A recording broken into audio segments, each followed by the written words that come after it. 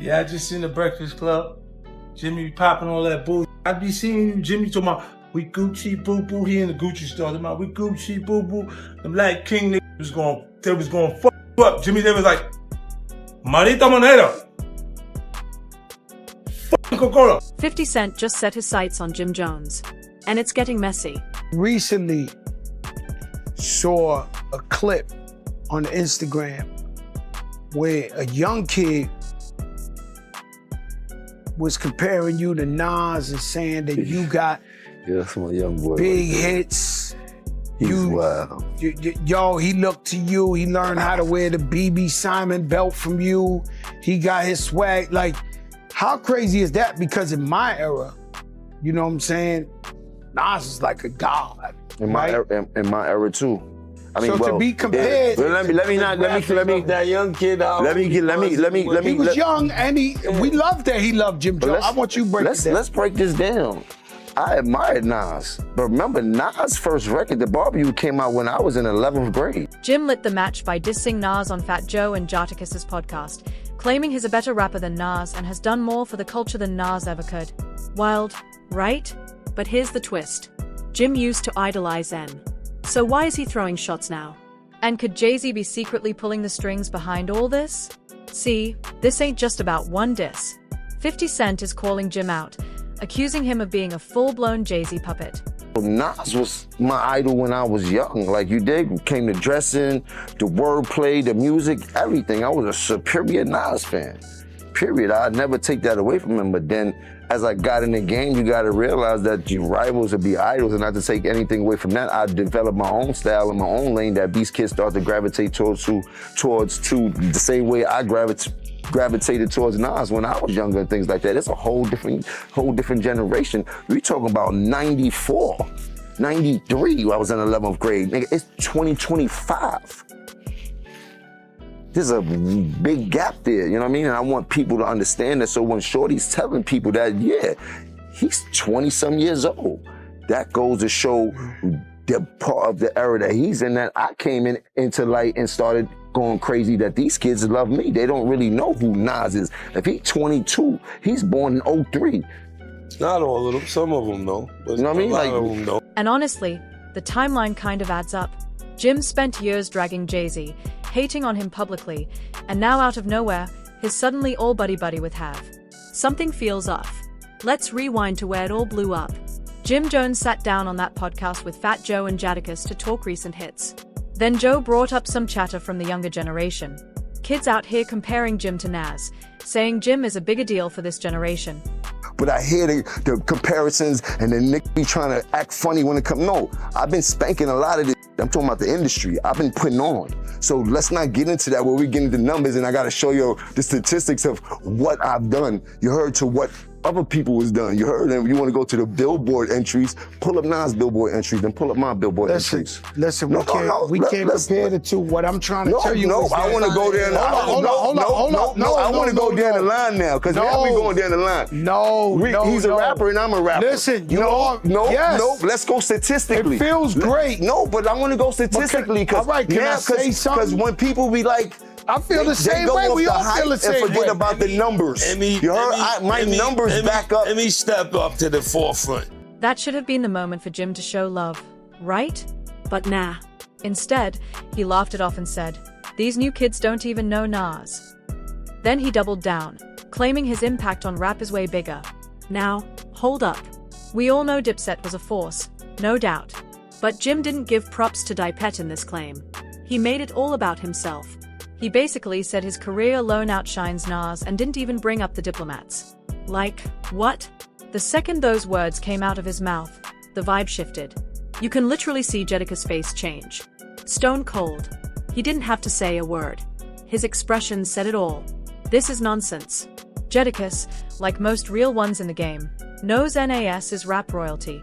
coming up and things like that. I've heard you say that. Since the barbecue and things like that, like he really put the whole dope boy rap, crack hustler, get fresh rap into perspective before anybody else. Before I heard Jay do it, before I heard anybody else, like he changed the cadence of rap into a whole different steam. Like he's the one that broke the camel's back when it came to artists like, to me, when it came to artists like Big Daddy Kane and all these artists that came right before him. Like after Nas came with that, they started to fade out, and then Jay, Fat Joe, like all of these rappers that are spitting about the life that we was really starting to live right now and how it was changing. Like this is, you know what I mean? So that's how I felt about that whole little situation. Meanwhile, Jim, let's be honest, folks didn't even take him seriously in rap until Berlin took off. And now, the same guy who was desperate to meet Nas just a year ago is suddenly claiming he's the better artist. That ain't confidence, that's delusion. Jada stayed silent, but his face told the whole story, and you know the industry is watching this go down. Then Jim took it even further, and that's when the whole room got tense. Put it to like this, Jim. Hey, bro, you been in this thing, but lyrically, I'm gonna keep it a stack with you. Yeah, y'all but look how you dress. Nas. Look how you dress. You don't even be in the same places I be in. And the things that we listen to, I can be in the church house. You can't ever Nas lyrics. I don't know who told you that. Now look, I know you on that good stuff, but you're not seeing Nas. You're not seeing Nas, bro. Let's be real. You got a bunch of 40 and 50-year-olds in their panties because I said I'm better than Nas. It don't matter. Look at you. Look at you. Ain't nobody from Dipset gonna take you over Nas. He didn't just say he's better than Nas. He said he could run circles around him when it comes to bars, flow, delivery, impact. Jim claimed he had Nas beat in every single category. And to top it off, Jim straight up said, "I'm more relevant now than NAS has ever been." That's wild. He tried to back it all up with numbers. Billboard stats, Spotify streams, viral clips, #1 albums, all that. Jim acted like the data had his back. But here's where it gets ugly. The minute he pulled the stats card, the internet came with receipts, real ones, and they did not work in his favor. Nas fans were not playing around. They clapped back fast and loud. Nobody was about to sit quiet while Jim tried to drag a living legend like Nas through the mud. But let's not act like this beef popped up out of nowhere. This tension has been bubbling for years. Diplomats know nobody else. Me, Jim Jones, check my track record, then check everybody else's track record. Then go to the billboards and check all my entries, then check all them entries and like that. If you want to go to the billboard entries, pull up Nas billboard entries, then pull up my billboard entries. Can we address one thing though? Go ahead.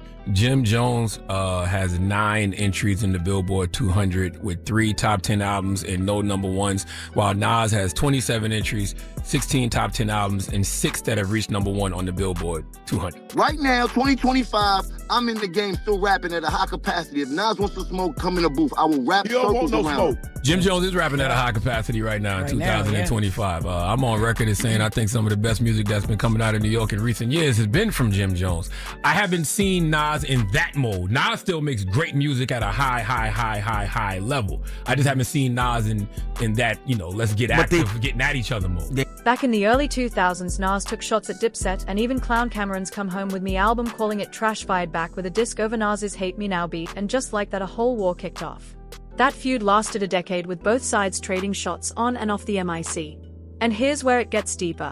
While that Dipset versus Nas beef was heating up, Jim and Jay-Z were also having their own drama. Jay was publicly mocking Jim. And things got icy quick. The real drama started when Jay-Z refused to make Cameron the vice president of Rockefeller. That move sparked a massive rift between the Harlem crew, and Jim took Cam's side. I'm still here. From whatever you painted the picture to me to being a hype man, or he wasn't the best rapper, or he just started to get whatever you want, a narrative you want to paint, you still got to listen to me talking to you right now in 2025. What I did for Nas probably never been done for him in his life. He's never been that viral at all, ever. He's never been talked about like this ever in his life. The last time he was in some like this where people were comparing is when him and Jay was beating on him. You heard? And that decision lit the fuse for a long, messy beef between Jim and Jay too. So, now fast forward to today. Jim's out here praising Jay-Z and going after NAS. After years of calling out both of them, this ain't just rap. This feels like some strategic switch-up that's got the whole industry watching. Jim and Cameron always felt like they got played, pushed to the side. Even though it was Dame Dash who originally brought them into the Rockefeller circle, they felt like Jay-Z came in later and tried to edge them out like Harlem didn't matter. And Jim, he didn't hold back. He went at Jay hard, calling him soft, saying he was out of touch with the streets and accusing him of trying to lock Harlem out of the whole Rockefeller movement. Jim Jones went on Fat Joe and Jadakiss's. Oh, look, a topic in a topic. Yeah. He went on Fat Joe and Jadakiss's podcast and had a lot to say about some dude on the internet that said Jim Jones is better than Nas and has more Billboard hits than Nas. It was a young kid. I believe he was like 23 or something, 22, 23. And he was saying that for his generation, his era, they don't look at Nas. And a lot of people took offense to that. I personally did not take offense just because of the kid's age, of the generation. It's like a sports conversation. Like the numbers are the numbers. But in New York City, with rappers, we don't necessarily go by that. Yes, Travis Scott is the bigger act, more hits, more numbers, more. But to the rappers, don't nobody give a about what Travis Scott is talking. This wasn't just talk either. Jim took it to the streets. On December 22nd, 2008, he got into a full-blown brawl at a Louis Vuitton store in Manhattan. And the guy he attacked, a close friend and business partner of Jay-Z, Jim didn't just talk disrespect, he acted on it. He ended up pleading guilty to misdemeanor assault almost a year later. That wasn't some minor scuffle. It was personal. But here's the real twist. After years of beefing with Hev, Jim folded. He went crawling right back, begging for a deal from the same man he had been dissing for decades. Wild, right? What's up with that Jim Jones, man? Hip-hop, of course, you know, is a competitive sport. But on the other end of it, it's like certain people shouldn't be able to say your names until they've done something in the genre of music. I've done too much in this music to even have to answer that question. Like, Jim Jones, who is Jim Jones? Like, he's not on anyone's top 10 list. He's not like no one's top 10 list, maybe not even his family. I was saying last night, it's like the 8th guy on the bench just screaming at Jordan, like, you a bum. Like, you want to be like the 9th guy on the bench. I'm not even worried about you. The dude who once wanted to take Jay down was now hoping Jay would save his career. And that's why people call Jim out, because he's known for switching sides and turning on his own words. It's become a pattern. And that's exactly why 50 Cent never had respect for him back in 2007 when the beef between Gunnet and Dipset was at its peak. Jimmy was not a rapper then. Right. He was your man, like on the side, like on the side, just he was not a rapper at all. Right. So when Ballin' took place, and I'm looking and I'm going, oh, he having a moment. That's the Lloyd Banks. It's Lloyd Banks thing. He wanted that. He was watching them be that, like Mace be that, and Cam be that, and looked at, and it was finally he had one. Mm-hmm. And I just looked, and I knew, I just took the shot, Murder, to see, because I wasn't sure he was going to go for it. Mm-hmm. But I was like, we like Jimmy better than you anyway, Cam. Then you got to watch and see how he responds. And then when you see, he like, oh, you really like that. Hey, give me this, get me Jimmy. Yeah, tell him we want him. We want you at the show, Jimmy.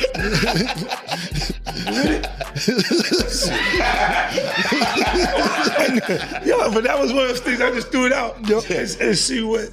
And then when he bit to it, because it was like he was having a moment that not sure that was going to ever happen again at that point. And then he's going, for them, they had records that were, look, I always said it's to certain artists, I go, damn, when is he going to have his moment? Like, Fab, I said this to him. Jim shocked everybody by popping up at a Gunnet event. 50 had invited him and Jim really thought he was about to get signed, but 50 was playing chess, not checkers. He brought Jim there just to prove a point, to show Cameron and the whole game what kind of dude Jim really was. 50 humiliated him, made it clear he saw right through him. No respect, no contract, just a setup to expose Jim's disloyalty. 50 Cent and Jay-Z been locked in a Cold War since the very beginning. And the moment Jim Jones ran to Jay-Z for a lifeline, he officially made himself 50's enemy. The second that deal happened, the energy shifted. And if you've been paying attention, you know exactly why. 'Cause right after linking up with Jay, Jim suddenly started throwing wild shots at Nas. Coincidence? 50 doesn't think so. Not one bit. See, 50 is convinced that Jay's using Jim as a pawn. Straight up. I wasn't in the ad because of look, Jay-Z and them was putting it together. Mm-hmm. So I think they still harbor some energy towards me. You think you were purposely left out of the ad? No. Oh, okay. I think that they were saying the NFL had some issues with me that I don't know what those issues are. Like, what is the issue? You see what I'm saying? Like, and with M, because like with Nori he had communication. He said, yeah, that's why I talked to the big homie. He said, told Jay, he was telling me, the white boy wouldn't do the truth without 50. Right? And I'm like, that's when I start saying crazy stuff, because I look and I go, oh, that's your big homie, right? And so he imaged himself after a gay painter. Big homie want to look like a gay painter. What are we talking about here? We're talking about Basquiat. He wants to look like a gay painter. Oh my God, I think I know where we're going with So this. now look, what I'm saying to you is, look, when you start looking at, that's not mine, that's theirs, their heart, right? But when you look at, M is looking at the entire legacy. Yeah. Jay's been wanting to stir things up with Nas again. But instead of getting his own hands dirty, he's sending Jim to do the swinging. That's classic Jay-Z behavior. And 50 is not buying the act. He's seen it before. He's said it before in 50's own words. A real boss keeps their hands clean, even when they do dirt. Jay-Z's whole image is smooth and controlled. But behind that suit and tie is a man who's always calculating his next power move. From biting Biggie style to squeezing out his own Rockefeller partners, Jay's mastered the art of moving in silence while everybody else takes the hits. He's not just playing the game, he's controlling the board. Think about it. He cut off Dame Dash, pushed Cameron out the picture, and now he's got Jim Jones wilding out on Nas, reigniting old drama while Jay stands back looking polished and untouched. That's always been Jay's MMO, letting others crash while he cashes in. Yeah. Were you smoking when you said you better than Nas? I might have been a little bit. Well, as far as let's get this right. I'm way more influential than Nas, and I don't care what nobody say. I know I made a little boo-boo when you talk about the sales and all this type of shit. I don't feel like getting into that rhetoric about where I started and where he started. Well, you said that but listen, Nas was nice when I was in high school. And that's exactly why 50 doesn't mess with either of them. Loyalty means everything to him. And neither Jay nor Jim stand on anything solid. That's also why 50 rides so hard for Eminem. M's been loyal since day one through every headline, every battle, every shot fired.